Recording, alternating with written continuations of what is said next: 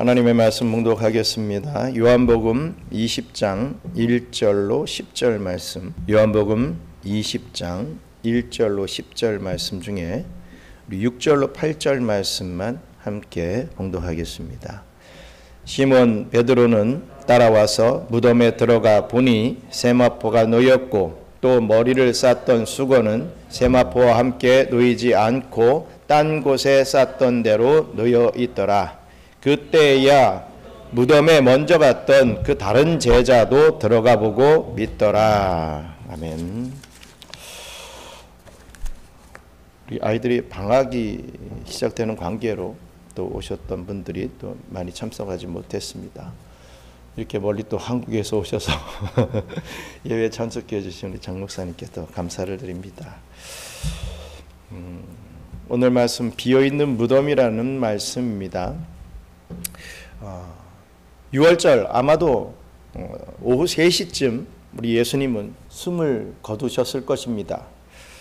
예수님의 시체는 숨겨진 제자였던 이 아리마대 사람 요셉과 또 니고데모가 함께 넘겨받아서 예수님의 장례를 치르게 되는데 많은 몰약과 침향을 사용하여서 그냥 일반적인 장례가 아닌 왕의 장례를 치르게 되었다라고 지난주에 말씀을 드렸습니다.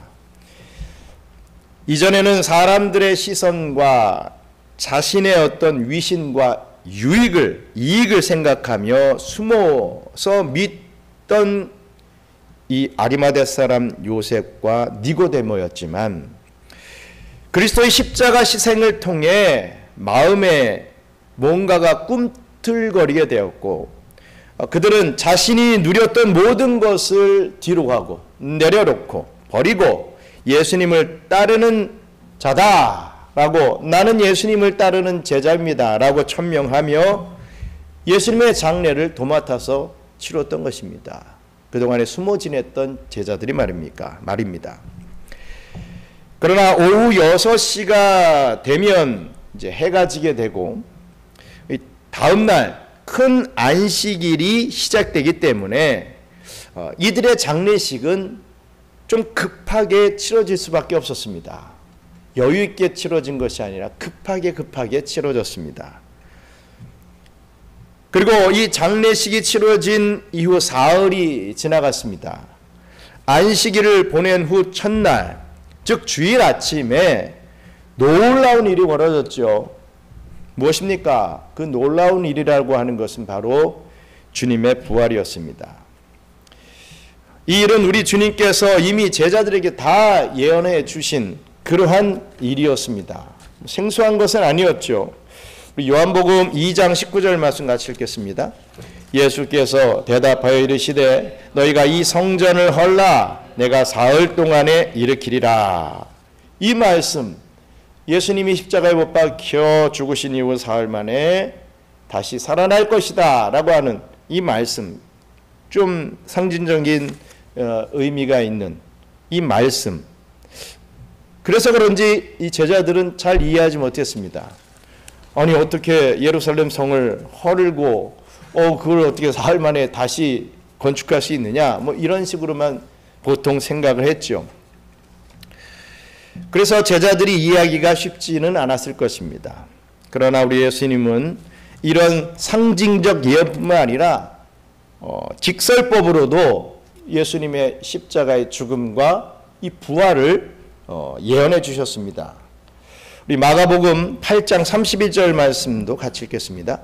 인자가 많은 고난을 받고 장로들과 대제사장들과 서기관들에게 버림받아 죽임을 당하고 사흘 만에 살아나야 할 것을 비로소 그들에게 가르치시되, 이렇게 아주 자세하게 제자들에게 부활이 있을 것임을 말씀해 주셨던 것입니다. 하지만 어느 제자도 처음에는 이 사실을 온전히 믿지 못했습니다. 그렇습니까? 믿습니다. 이러지 못했다는 거죠. 이 부활은 정말 상상을 초월하는 일이었기 때문입니다. 그러나 이 일은 반드시 일어나고야 말았던 것입니다. 오늘은 이 안식 후 첫날, 즉 주일 새벽 미명에 일어난 이 사건을 우리가 다시 한번 살펴보면서 은혜를 함께 나누는 저와 여러분들 되시기를 주님의 이름으로 축원합니다. 먼저 비어있는 그리스도의 무덤입니다. 우리 요한복음 20장 1절 함께 또 읽겠습니다. 안식 후 첫날 일찍이 아직 어두울 때에 막달라 마리아가 무덤에 와서 돌이 무덤에서 옮겨진 것을 보고. 아멘. 안식 후 첫날이 됐습니다. 이날은 어떤 날입니까? 세상 사람들이 말하는 일요일이죠. 우리가 말하는 주일입니다. 사실 우리가 이 주일이라고 부르는 것은 이 날이 예수님께서 부활하신 날이기 때문입니다. 따라서 주일은 예수님의 부활을 기념하는 날이죠. 신약의 이 성도들, 저와 오늘날에 이르기까지 저와 여러분들은 예수님의 부활한 날을 기념하며 주일날 예배를 드린다라는 말씀입니다. 우리는 부활절만이 예수님의 부활을 기념하는 날이라고 생각하기가 쉬운데 그것은 엄청난 오해라는 것입니다. 그런 오해 때문에 엄밀한 청교도들은요, 이 부활절을 한 날을 지키는 그러한 것도 반대하기도 했습니다. 부활절이 따로 있으니까 주일을 귀하게 여기지 않는다는 거죠. 모든 주일이 다 부활절이요, 예수님의 부활 승리를 기념하는 날인데 그런 마음이 없어진다고 하여서 아예 부활절을 없애자라고까지 주장했던 것입니다. 이런 신앙 전통을 고수하려는 교회들은 오늘날에도 이렇게 부활주의를 따로 가지지 않는 그런 교회들이 이 땅에 있는 것입니다. 사실 말씀드렸다시피 매주일이 예수님의 부활을 기념하는 부활주일입니다. 예수님의 부활 사건으로 우리의 구원 계시가 완성되기 때문에 초대교회 성도들은 자연스럽게 안식일이 아닌 주일을 구원 기념일로서 성수하게 된 것입니다. 대표적으로 에베소 교회가 그 당시 그랬습니다. 우리 사도행전 20장 7절 말씀 같이 읽겠습니다. 그 주간의 첫날에 우리가 떡을 떼려 하여 모였더니 바울이 이튿날 떠나고자 하여 그들에게 강론할새 말을 밤중까지 계속하며, 그 주간의 첫날에라고 하는 것이 바로 주일을 알게 하는 거죠. 또 고린도 교회도 그랬습니다. 고린도 교회도 주일날 모여서 예배를 드렸죠. 고린도전서 16장 2절 말씀 같이 읽겠습니다. 매주 첫날에 너희 각 사람이 수입에 따라 모아두어서 내가 갈 때에 연보를 하지 않게 하라. 아멘. 그렇습니다. 안식일은 한 주의 끝날입니다. 구약에서의 안식일은 한 주의 끝날을 얘기하는 것이고, 신약에서의 주일은 한 주의 시작을 얘기하죠. 우리 보통 달력을 보시면 월화수목금토일 이렇게 돼서 주일이 끝날같이 여겨지는 그런 부분들이 있지만, 주일이 한 주의 첫날이다라는 것을 우리가 알아야 할 것입니다. 주일을 잘 성수하며 우리 한 주간을 보내야 되는 것이죠. 또 다르게 또 생각을 한다면 일반적으로 한 주간을 주일을 위해서, 그 첫날인 주일을 위해서 우리가 살아가야 된다, 이렇게도 생각할 수 있을 것입니다. 어쨌든 이 주일 아침에 누가요? 막달라 마리아가 예수님의 무덤을 찾아갔습니다. 제일 먼저 찾아갔죠. 요한복음은 막달라 마리아가 이렇게 왔다라고 표현하고 있지만 공관복음을 잘 살펴보면 다른 여인들도 함께 왔다는 것을 알 수 있습니다. 공관복음에서는 막달라 마리아 외에 야고보와 요셉의 어머니 마리아와 또 세베대의 아들들의 어머니 이 살로메가 왔다, 함께 왔다, 이렇게 마태복음 27장 56절에 기록되고 있습니다. 이 요한복음이 굳이 막달라 마리아만을 언급한 것을 보면, 그리고 다른 복음서에서도 보면요, 이 막달라 마리아의 이름이 모두 언급되고 있는 걸 보면 이 여인은 예수님을 잘 따랐던 여인이기도 하지만 아마도 이 요한복음이 기록될 즈음에 초대교회에서 모두가 알고 기억할 만한 믿음의 여인이었음을 반영해 준다라고도 할 수 있습니다. 그 당시 믿음의 여인이 누구냐? 막달라 마리아였다. 이렇게 된다는 거죠. 아무튼 이 여인들은 이른 아침에 예수님의 무덤을 찾아갔습니다. 여기서 이 이른이라고 하는 표현은 원어적으로 살펴보면 주로 오전 3시에서 6시 사이를 이른 새벽이라고 표현을 합니다. 그렇게 해가 뜨기 전에 찾아간 것이죠. 그렇다면 왜 이렇게 이른 아침에 예수님의 무덤을 찾아온 것이겠습니까? 마가복음과 누가복음에 의하면요, 이 여인들은 예수님의 시신에 바를 향품을 가지고 온 것이다 라고 우리는 알 수가 있습니다. 근데 이상하지 않습니까? 예수님의 장례가 다 치러졌는데 그 엄청난 향품을 다 예수님에게 바르고 장례를 치렀는데 뭘 또 시신에다 바르려고 향품을 가져왔다라고 하는 것이겠습니까? 아시다시피 이미 니고데모가 가져온 많은 몰약과 침향으로 이미 향품을 다 발랐는데 말입니다. 하지만 앞에서 말씀드렸던 이 향품은 충분히 바를 시간이 너무 부족했다는 거죠. 해가 졌고 빨리빨리 이 안식일이 시작되기 전에 이 장례를 치러야 되기 때문에 향품의 양에 비해서 이거 어떻게 빨리빨리 촘촘하게 바를 그 시간이 부족했다 이렇게 봅니다. 그래서 예수님의 시체에 향품을 꼼꼼히 바르기 위해서 아마도 이 여인들은 다른 사람들의 눈을 피해 이른 아침에 이렇게 무덤에 온 것입니다. 그런데 어땠습니까? 예수님의 무덤 입구에 막아놓았던 돌이 옮겨져 있었습니다. 굳건히 막혀 있어야 될 그 돌이 옮겨져 있었습니다. 그리고 오늘 본문은 생략하고 있지만 문맥을 보면요, 무덤이 비어 있는 것을 확인할 수 있게 되었던 것이죠. 이에 놀란 막달라 마리아는 예수님의 제자들을 찾아갑니다.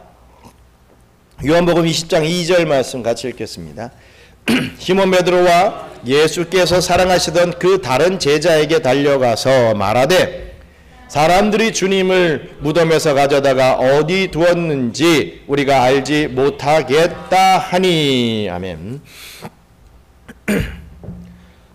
어떤 제자에게 달려갑니까? 우선 베드로입니다.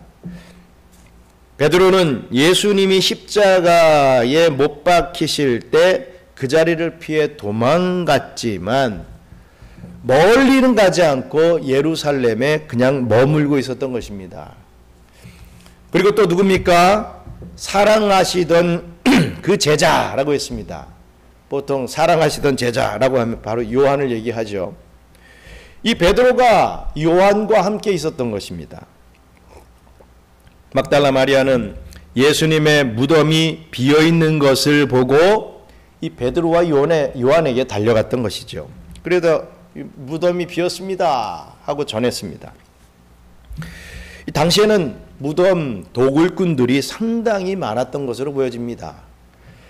이 나사렛에서 발견된 어느 비문을 보시면요, 글라우디우스 황제 때 칙령이 기록되어 있는데 이 사람의 시체나 무덤에 어떤 장신구들을 훔친 자는 사형에 처한다, 이러한 문구가 기록되어 있다고 합니다. 그만큼 도굴꾼들이 많았기 때문에 그렇게 강력하게 처벌을 했던 것입니다. 게다가 예수님의 시체를 제자들이 도둑질해 갈지 모른다라고 하는 그런 소문이 당시에 여러 군데군데 다 퍼져 있었습니다. 그래서 실제로 예수님의 시체가 없어진 것이죠. 그래서 제자들은 예수님의 무덤을 향해 달려갔습니다. 정말 머릿결이 휘날리도록, 눈썹이 휘날리도록 막 달려갔을 것입니다. 요한복음 20장 3절 4절 같이 읽겠습니다. 베드로와 그 다른 제자가 나가서 무덤으로 갈새 둘이 같이 다른 박질하더니 그 다른 제자가 베드로보다 더 빨리 달려가서 먼저 무덤에 이르러. 그렇습니다. 베드로와 요한은 막 달려갔습니다. 상상을 해보시기 바랍니다. 그 소식을 듣고 슬리퍼를 막 신고 갔는지 벗겨졌는지 모르겠습니다. 막 달려갔습니다. 어떤 마음으로 갔을까요?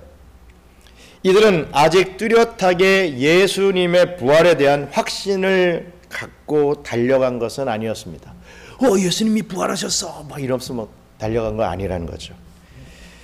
그러나 이들의 마음 한켠에는요, 예수님을 다시 만날 수 있다는 소망을 가지고 달려가지는 않았겠는가 한번 생각해 볼 수는 있습니다. 보시면 또 굳이 요한은 자신이 베드로보다 더 빨리 달려갔다고 이렇게 말하고 있습니다. 둘이 달려갔는데 내가 더 빨리 달려갔다 이렇게 얘기를 하고 있는 거예요. 자신은 달리기를 잘한다는 어떤 그런 자랑도 하는 부분인 거죠. 자기가 달리기를 베드로보다 더 잘한다고 자랑하고 싶어서, 솔직히 말해서 굳이 이렇게 기록했겠습니까? 그렇지는 않았을 것입니다.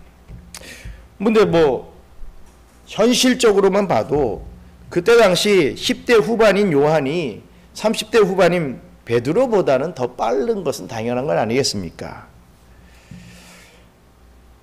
이렇게 표현한 것은, 이것은 주님을 만나고 싶은 이 부활을 소망하는 그 요한의 마음이 좀 더 간절히 담겨져 있지는 않은가, 이렇게 우리는 추측해 볼 수 있습니다.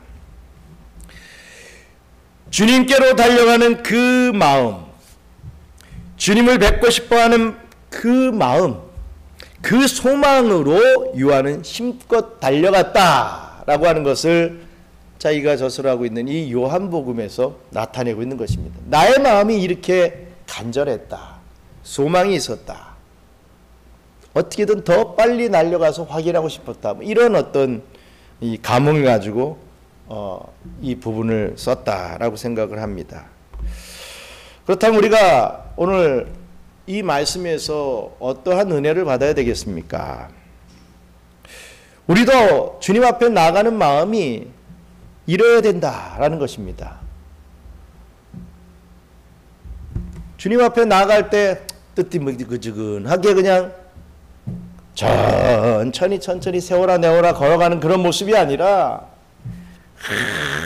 내가 더 빨리 가서 주님의 말씀을 들어야지, 예배에 참석해야지, 어떤 그런 마음, 주님의 말씀 속에서 은혜를 받아야지, 이런 마음을 가지고 우리가 주님 앞에 나와야 된다 이거죠. 보통 예배 시간에 늦는 분들 보면 항상 늦습니다. 어떤 루틴같이 늦습니다.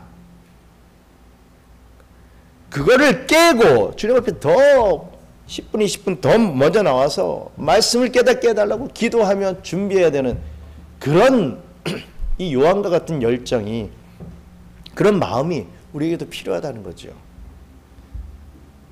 말씀 속에서 은혜를 받으려고 자꾸만 해야 되는데 그러지는 않고 그냥 어찌든지 어떤 축복이라고 하는 이름 안에 무엇이든지 내가 생기고 유익이 있고 좋은 일이 좀 생겨야 될 텐데 그런 거에서는 엄청나게 달려가려고 하고, 본질적인 말씀과 예배에 있어서는 우리가 그러지 못하는 경우가 많다는 겁니다.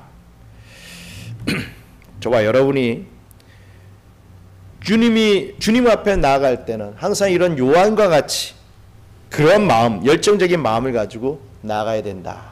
이것을 오늘 이 말씀 속에서 우리가 다시 한번 우리의 이 마음을 환기시킬 수 있는, 새롭게 각성할 수 있는 그런 은혜가 있기를 간절히 바랍니다. 또 끝으로 믿음을 가져야 된다라고 하는 것입니다. 당연한 거 아니야? 이렇게 말씀하실지 모르겠지만 우리가 어떤 믿음을 가져야 되는가, 이게 참 중요한 거죠. 내 어떤 확신, 나의 어떤 신념이 믿음이 될 때가 참 많습니다. 근데 무엇을 믿어야 되는 것인가? 이게 너무나도 중요한 그런 시대를 우리가 살아간다는 거지요. 다 믿는 것 같은데 아닌 경우가 너무 많다는 것을 알게 됩니다. 우리 요한복음 20장 5절로 7절 같이 읽겠습니다. 구부려 세마포 놓인 것을 보았으나 들어가지는 아니하였더니 시몬 베드로는 따라와서 무덤에 들어가 보니 세마포가 놓였고 또 머리를 쌌던 수건은 세마포와 함께 놓이지 않고 딴 곳에 쌌던 대로 놓여 있더라. 아멘. 요한은 무덤 앞에까지는 베드로보다 먼저 도착했습니다. 그리고 무덤 안을 몸을 구부려서 힐끗 바라봤습니다. 무덤 안에는 세마포가 놓여져 있었죠. 세마포는 시체를 싸고 있는 신천을 얘기합니다. 그러나 요한은 무덤 안에까지는 들어가지 않았다는 것입니다. 왜 요한은 먼저 이렇게 도착을 했는데 왜 먼저 무덤 안으로 들어가지 않았을까라고 하는 질문을 우리가 가지게 됩니다. 몇 가지 추측이 있는데 의식법적인 관습이 요한을 못 들어가게 했을 수도 있다라고 하는 추측이 있습니다. 어쨌든 시체를 만지는 것은 유대인들에게 있어서는 부정한 것이기 때문이죠. 무덤에 들어가는 것도 의식법적인 여러 불편함을 감수해야 하는 일이었습니다. 이런 면에서 베드로가 서슴지 않고 무덤 안으로 들어갔던 것은 뒤쳐져서 도착했지만 먼저 들어갈 수 있었던 것은 어찌됐든 그의 성격을 반영한다고도 볼 수가 있습니다. 성격이 급하고 잘 아시다시피 다혈적인 베드로는 앞뒤 재지 않고 가리지 않고 생각하지 않고 이렇게 행동했다 이렇게도 해석할 수 있는 것이죠. 하지만 또 한 가지 요한이 먼저 들어가지 않았던 이유는 요한이 연장자인 베드로를 배려했을 것이다. 이런 해석도 할 수가 있습니다. 먼저 예수님의 부활을 확인하도록 베드로에게 양보했다. 이런 의미가 되죠. 또 몇몇 신학자들은 이를 통해서 당시 이 요한복음을 읽던 1세기 후반의 성도들에게 예루살렘 교회와 이방 교회의 관계를 가르쳐 준 것이다. 이렇게까지도 확대해서 설명하기도 합니다. 즉 베드로 중심의 예루살렘 교회가 초대교회의 어머니 교회 역할을 했고 요한 중심의 에베소 교회를 비롯한 이방 교회는 예루살렘 교회의 열매가 되었기 때문에 예루살렘 교회를 존중하는 차원에서 이 요한이 이렇게 기록했을 것이다 라고까지 보는 주장도 있습니다. 근데 이런 것이 다 중요하다 이런 것이 아니고요. 아무튼 팩트는 베드로가 먼저 무덤 안으로 들어갔다라는 것입니다. 들어가 보니 예수님의 시체를 쌓았던 세마포가 그대로 놓여져 있었습니다. 이것은 예수님의 시체가 도둑질을 당하지 않았다라고 하는 분명한 증거가 됩니다. 유대인들은 장례를 치를 때 몸에 향품을 바르고 세마포로 시체를 돌돌돌돌 말아서 놓게 되죠. 그런데 며칠이 지나면 이 향품이 딱딱하게 굳어서 이 세마포를 벗기기가 쉽지가 않습니다. 압착이 돼서 말이죠. 그래서 만약 도둑들이 시체를 훔쳐갔다라고 한다면 세마포가 쌓여진 채로 들고 가야지 옳다는 것이죠. 그걸 다 벗기고 분리해가지고 가져간다? 워낙 이것은 번잡한 일이 아닌 것입니다. 그런데 보시면 세마포가 예수님이 누이신 그 자리에 그대로 놓여져 있었다는 겁니다. 게다가 예수님의 얼굴을 싸고 있던 수건은 다른 곳에 놓여 있는데 본문에 보면 쌓였던 대로 놓여 있었다 이렇게 얘기합니다. 이것도 마찬가지로 예수님의 얼굴을 싸고 있는 그대로 그 형태를 고스란히 간직한 채로 놓여 있는 것을 말하는 것입니다. 이 부분에서 신학자 존 스토트는요, 나비가 벗어버리고 나온 누에고치와 같은 모습이었다, 이렇게 설명을 합니다. 예수님의 몸만 스르르 빠져나온 것 같은 그런 상황이라는 거죠. 만약 도둑들이 예수님의 시체를 훔쳐간 것이라면 이 세마포를 벗기고 수건을 벗기고 예수님의 몸만 고스란히 훔쳐간 것이라면 이렇게 가지런히 정리가 되어 있는 모습이 아니었을 것이고, 몸만 스르르 빼서 가져가기란 더욱더 어려웠을 것입니다. 즉 요한은 예수님의 시체가 훔쳐진 것이 아니라는 것을 이렇듯 강조하고 또 강조하고 있는 내용이라는 말씀입니다. 지난주 설교에서도 밝혔지만 요한이 이 요한복음을 쓸 당시에는 초기 영지주의자들이 많이 생겨나고 있던 그런 시기였습니다. 이 영지주의는 모든 이단의 뿌리가 되죠. 예수님의 육체적 부활을 부인하는 이단들이 이렇듯 교회를 어지럽히고 있었던 것입니다. 영지주의자들은 육체를 더럽고 죄떡이라 이렇게 생각했습니다. 육은 다 더럽고 다 부정한 것이고 영만이 고귀한 것이다, 이렇게 주장했던 게 영지주의자들입니다. 그렇게 생각했기 때문에 예수님이 정말 하나님이시라고 한다면 이렇게 육체로 오실 수 없다, 또 육체를 가지고 부활하실 수 없다, 그러면 더럽다, 아니다, 이럴 수는 없다, 이렇게 주장했던 겁니다.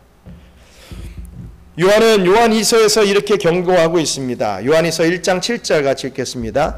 미혹하는 자가 세상에 많이 나왔나니 이는 예수 그리스도께서 육체로 오심을 부인하는 자라. 이런 자가 미혹하는 자요 적 그리스도시니라고 했습니다. 요한은 이런 영지주의자들을 적 그리스도다, 이렇게까지 판단했던 것이죠. 우리 20장 요한복음 20장 8절을 또 읽겠습니다. 그때에 무덤에 먼저 갔던 그 다른 제자도 들어가 보고 믿더라. 그 다른 제자가 누굽니까? 요한이죠. 요한은 그 빈 무덤과 세모포 수건을 보고 믿게 됐습니다. 그런데 좀 전에 다른 제자도 들어가 보고 믿더라 라고 말씀했듯이 믿게 되었다라는 것은 그 사실은 우리가 캐치할 수 있습니다. 그런데 여기서 요한이 무엇을 믿게 되었는가, 이거죠. 예수님의 확실한 부활, 예수님이 확실히 부활했다, 부활하셨다 라고 하는 것을 믿는 그 믿음을 얘기하는 것이겠습니까? 아니면 예수님의 십체가 없어졌다라고 하는 막달라 마리아의 그 말을 믿은 것이겠습니까? 제가 왜 이런 질문을 드리냐 하면 그 다음 구절에 이렇게 부연 설명을 하고 있기 때문입니다. 요한복음 20장 9절 말씀 같이 읽습니다. 그들은 성경에 그가 죽은 자 가운데서 다시 살아나야 하리라 하신 말씀을 아직 알지 못하더라. 이런 부연 설명을 해요. 그냥 그게 없었으면 예수가 부활하셨구나, 그걸 믿어진다, 이런 개념이 될 텐데 이 부연 설명을 보고 난 뒤에는 뭘 믿었다는 거야? 라고 하는 질문이 생길 수밖에 없다는 겁니다. 따라서 어떤 학자들은 8절에 이 요한복음의 믿음이 부활에 대한 믿음이 아니라 예수의 시체가 없어졌다는 그 막달라 마리아의 말에 대한 믿음이다, 이렇게 설명을 한다는 거죠. 그러나 이 9절의 말씀은 이 제자들이 구약 성경에 기록된 부활에 대한 예언과 예수님이 공생의 기간에 말씀하신 그 말씀을 온전히 다 깨닫지 못했다는 의미로 보는 것이 합당합니다. 이들은 이제 앞으로 성령을 받게 되면서, 성령 충만함을 받게 되면서 구약의 의미와 예수님께서 하신 그 말씀의 의미를 그제서야 온전히 깨닫게 된다는 거죠. 그때까지는 부활의 의미를 확실하게 아는 데까지 이르지는 못했다라고 하는 것이 옳을 것입니다. 다만 예수님께서 무덤에 계시지 않고 다시 살아나셨으리라는 이 조금은 추상적이고 막연한 믿음을 가졌을 것입니다. 그런데 요한이 믿음을 갖게 된 과정을 우리가 살펴보자는 겁니다. 이것을 가지고 우리가 좀 깨달음과 은혜를 받기를 원합니다. 이게 중요합니다. 오늘 본문의 이 제자들의 행동에서 이 보다라고 하는 말이 3번 사용이 됩니다. 우리말 성경에는 다 보다, 보고 믿더라, 뭐 이렇게 해서 보다라고 얘기를 한단 말이죠. 똑같은 보다라고 말을 하고 있지만 헬라어 원어를 보면 그 표현이 좀 다릅니다. 다 다릅니다. 3번 다. 먼저 요한은 몸을 굽으려 무덤 안에 세마포를 보았습니다. 여기서 이 5절에 보다에 해당하는 헬라어 동사는 블레포라고 합니다. 블레포. 이 말은 그냥 시각적으로 보다, 그냥 영어로 보면 see라고 하는 그 정도에 해당하는 의미라는 거죠. 내가 타종을 보다, 이 정도의 의미라는 것입니다. 그러나 6절에 베드로가 무덤 안으로 들어가 그 세마포 수건을 보니 라고 하는 그 헬라어 표현은 데오레오라고 하는 말을 씁니다. 이 말은 자세히 살펴보다 라고 하는 그런 의미가 있다는 거죠. 와, 이게 타종이구나, 이런 식으로 봤다는 겁니다. 요한은 그냥 봤다라는 의미고 베드로는 살펴봤다, 자세히 봤다, 이런 의미라는 겁니다. 아무튼 베드로는 주의 깊게 생각하며 그 의미를 파악하며 예수님의 무덤 안을 살펴봤다 라고 하는 의미라는 거죠.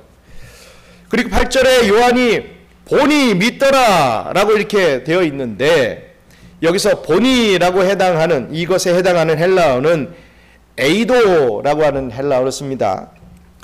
이 말은 보고 체험하여 알다라고 하는 의미가 있습니다. 보고 체험하여 알다, 이거죠. 이 말은 확신에 이르렀다라는 표현입니다. 보고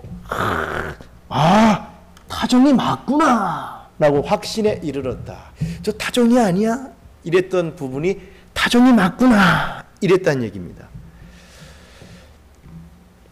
따라서 요한은 이런 일련의 과정을 통해서 예수님이 부활하셨다는 믿음을 가지게 된 것입니다. 점점 믿음을 가지게 됐다, 이거죠. 여러분, 그렇다면 이것이 우리에게 주는 교훈이 무엇입니까? 우리는 처음 요한처럼 그냥 멀찌감치 떨어져서 그 시신을 바라보는 것만으로 참 믿음을 가질 수는 없다는 것입니다. 열심히 하는 것은 특별한 사람이나 하는 것이니까 그저 나는 적당히 멀리서 지켜보겠다라고 하는 심산으로는 확신을 가질 수 없다는 것이죠.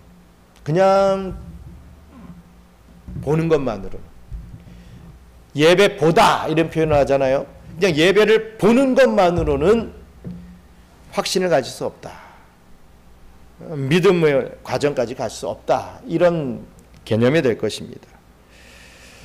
우리는 또 들어가야 된다는 거죠. 그냥 보는 정도, 그냥 보이니까 보는 정도로 끝나면 안 되고 더 집중해서 살펴보고 생각해보고 의심도 해보고 연구도 해보는 그런 과정이 있어야 된다는 것입니다. 타종인가? 아니면 말고, 이게 아니라 소리도 내보고 무게도 좀 보고 타종이 맞구나, 이런 확신을 갖게 되는 과정이 있어야 된다는 겁니다. 우리의 신앙의 삶의 말입니다. 그래야 우리는 참 믿음을 가질 수 있다는 거죠. 여러분, 그래서 물러서지 마시고 우리는 더 들어와야 됩니다. 그냥 방송만 보는 수준에서 이 자리에 나와서 예배드리는 그런 수준으로 올라가야 되는 겁니다. 코로나로 인해서 이 방송 매체가 너무 발전을 했죠. 어떻게 보면 참 좋습니다. 모든 세계에서 똑같은 시간에 똑같은 말씀을 들을 수 있다? 엄청난 거 아닙니까? 그런데 우리는 모여서 이 성전에, 이 예배당에서 예배를 드려야 되는 것인데, 그게 하나님이 기뻐하시는 예배인데, 우리가 모일 수 없었기 때문에 항상 그냥 집에서 내가 편할 때 핸드폰으로 이런 게 습관이 되다 보니까 이제는 뭐 별 일 없어도 그렇게 한다는 거죠. 내가 일이 있으니까 그래도 마음은 찜찜하니까 딱 여기 핸드폰으로다가 틀어는 놓고 내일 보면서 귀로는 듣고 그냥 예배를 살짝 듣고 보는 그 정도로 끝나버린다는 겁니다. 더 들어와야 된다는 거죠. 더 알아보고 배워봤더니 아우 골치만 아프더라 이렇게 생각하지 마시고, 아우 교회 예배만 나오고 시간을 내가 쪼개가지고 이렇게 왔더니 아우 힘만 들더라, 아우 새벽에 억지로 일어나서 나왔더니 아우 하루가 다 망치더라. 고작 한두 번 해보고, 항상 얘기하는 게 하루를 망치기 때문에 새벽에 못 나옵니다, 이런 식이란 말이죠. 주일날 중요한 계약권이 있기 때문에 주일날 예배를 나올 수가 없습니다. 뭐 벌어야 하나님 앞에 드리지 않겠습니까? 이런 식이란 말이죠. 안 된다는 겁니다. 진리가 무엇인지, 구원이 좀 무엇인지, 영생이 무엇인지 그냥 사람들이 말하는 거 대충 받아들여 하지 말고 본인이 스스로 생각하고 묵상하고 연구하는 그런 과정이 우리를 참 믿음에 이르게 한다라는 말씀입니다. 그럼 바울은 디모데에게 이렇게 권면합니다. 디모데후서 3장 14절을 보면요, 너는 배우고 확신한 일에 거하라 라고 했습니다. 배워야 된다, 확신해야 된다, 그리고 그렇게 거하며 살아가야 된다, 이런 권면을 하지 않습니까? 사랑하는 우리 경양 선교회 성도 여러분, 유교는 무덤의 종교라고 합니다. 죽은 자를 기리는 것을 최고의 덕으로 아는 것이죠. 유교 사당 같은 거 보면 다 죽은 자들 비문들 태워놓고서 막 기리는 이런 거 하지 않습니까? 대한민국은 그런 유교의 영향을 많이 받았기 때문에 죽은 자를 기리는 것을 아주 중요하게 생각하고 당연하게 생각을 합니다. 그러나 우리 기독교는요, 절대로 무덤의 종교가 아닙니다. 기독교는 빈 무덤의 종교입니다. 기독교는 죽음의 종교가 아닙니다. 기독교는 생명의 종교입니다. 기독교는 금세만을 위한 종교가 아니라 기독교는 영원한 내세의 종교입니다. 이 위대한 복음은 바로 우리 예수 자신께서 십자가에 죽으시고 장사된 지 사흘 만에 안식 후 첫날에 무덤에서 살아나심으로 우리에게 증거해 주신 것입니다. 예수님이 우리를 위해 죽으시고 우리를 위해 다시 살아나심으로 우리의 부활을 보증해 주셨습니다.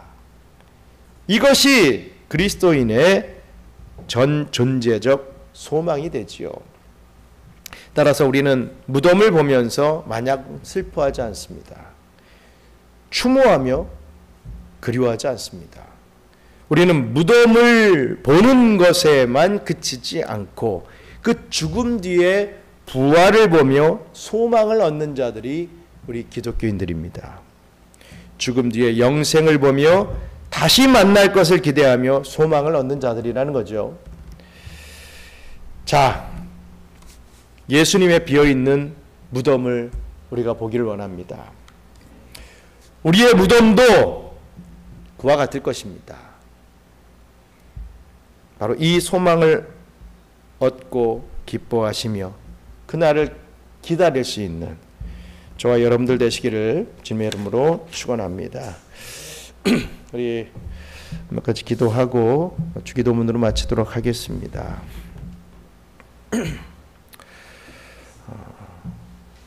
베드로와 요한이 예수님께로 달려갔지요. 우리가 그런 열정이 좀 있어야 되겠습니다. 항상 신앙의 문제에 있어서는 느긋해요. 만약 저기 빨리 가면 뭐 사은품 준다, 뭐 100만 원 준다, 뭐 이러면 선물 준다 이러면 뭐 정말 뭐 눈썹이 보이지 않을 정도로 막 내가 먼저 가야 돼 하면서 막 싸우면서 뛰어갈 겁니다. 근데 예배 참석해서 빨리 참석한 사람 은혜 받는다 하면 뭐 은혜를 받거나 말거나 뭐 빨리 가거나 늦게 가거나 뭐 예배 보는 건 똑같은데 이런 식으로 생각하면서 느긋하다 이거죠. 이제 바로 죽음의 직전에 와 봐야 그제서야 서두릅니다. 그 전까지가 아무것도 해놓지 않고서 그래도 천국은 가고 싶으니까 기독교 장례는 치르고 싶으니까 뭐 그런다 이거지요. 우리가 주님 앞에 주님의 일이라면 더 빨리 더 안으로 들어와서 하려고 하는 그런 마음이 있어야 된다라는 것을 우리가 교훈받았습니다. 또 내가 그냥 한번 보는 것만으로 믿음이 생기지 않아요. 성령님이 역사하시고 우리의 어떤 노력과 계속된 연구와 이런 또 시행착오 이런 게 막 있어져야 든든한 참 믿음으로 우리가 참 진리를 믿는 믿음으로 세워지게 되는 것을 깨닫게 됩니다. 어떤 팩트, 예수님 부활하셨다, 나도 부활할 것이다 라는 그 팩트를 분명히 믿기 위해서 더 또 그것을 증거하기 위해서 우리가 더 노력하며 나아갈 수 있는 진짜로 내가 부활을 믿는 그 믿음을 가지고 증거할 수 있는 부활했더래 부활했다고 하네 난 잘 모르겠지만 이런 정도가 아니라 예수님은 부활하셨어 정말 그 누구에게도 증거할 수 있는 그런 확실한 믿음을 가질 수 있게 해달라고 그냥 설렁설렁 살다가 그냥 가는 인생이 아니라 정말 우리 하나님께서 귀히 사용하시는 그런 복된 우리 주님의 용사로서의 삶을 살아갈 수 있게 해달라고 우리 함께 기도하겠습니다. 감사합니다 하나님. 저희가 주님의 일이라면 더욱더 관심을 가지고 우리가 달려나올 수 있는 은혜가 있기를 원합니다. 나의 일이 산접하고 나의 사정이 있고 나의 어떤 유익이 있다 할지라도 주님께서 오라 하시면 다 내려놓고 나올 수 있는 그런 믿음의 백성들이 되게 하여 주시옵소서.